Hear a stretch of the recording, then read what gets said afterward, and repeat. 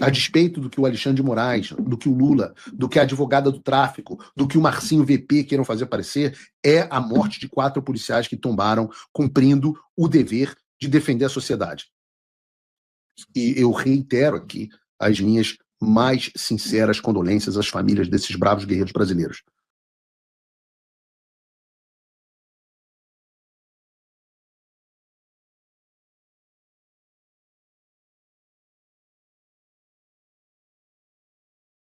O pessoal fala daquela piada, né? Você sabe qual é a diferença entre o Ibope e o Bop? Diz a piada, não sou eu. Diz a piada que o Ibope aumenta o número de eleitores do PT. Já o Bop reduz o número de eleitores do PT. Como toda piada que eu confesso inteligente, ela tem um fundo de verdade. Porque o sentimento de paternalismo do Lula e do PT com crime organizado é gigantesco. Por isso que o PT está sendo chamado, os trending top, de partido do tráfico. Dos trabalhadores ele não é há muito tempo.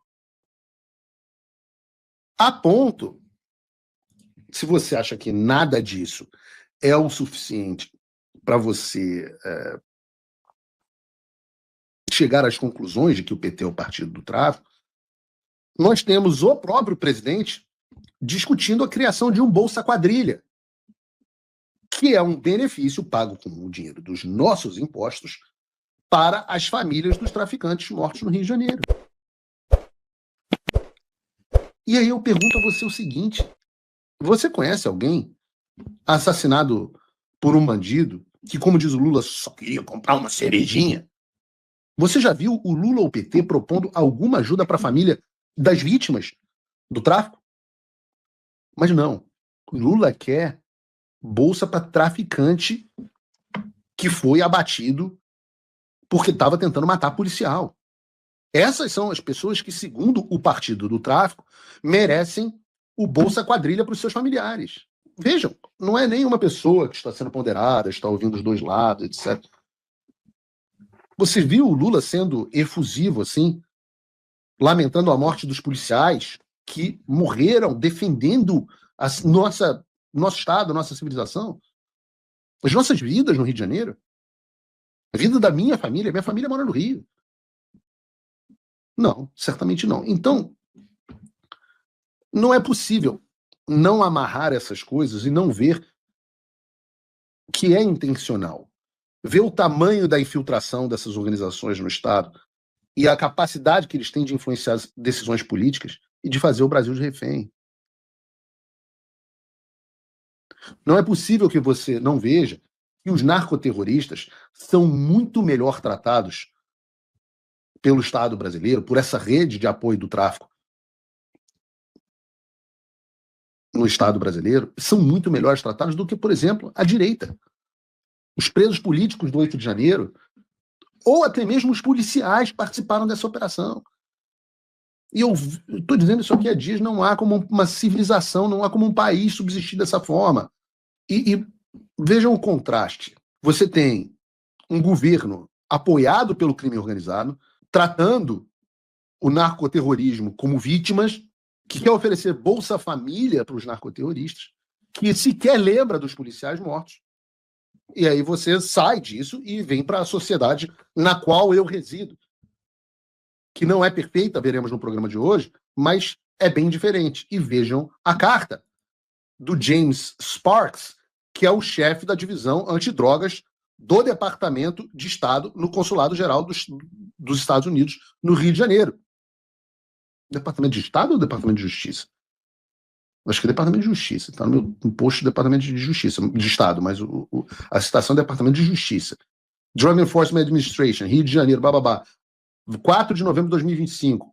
A carta ontem, aliás, que chegou a público graças a também o ótimo trabalho jornalístico, dessa vez do Paulo Capelli, também do Metrópolis. 2 elogios aos jornalistas do Metrópolis aqui no programa de hoje. Excelentíssimo senhor secretário, Vitor César dos Santos, Secretaria de Estado de Segurança Pública, CESP.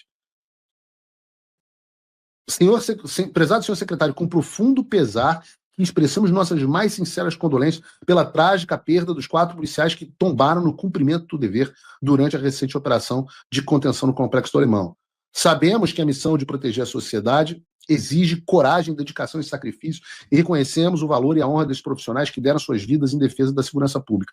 Neste momento de luto, reiteramos nosso respeito e admiração pelo trabalho incansável das forças de segurança do Estado e colocamos-nos à disposição para qualquer apoio que se faça necessário. Receba, senhor secretário, nossos votos de força e consolo diante dessa irreparável perda.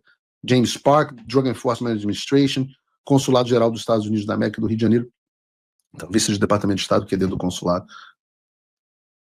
Mas, independente disso, é assim que o governo sério funciona. É assim que um governo sério trata essa questão. A única trágica parte nisso tudo,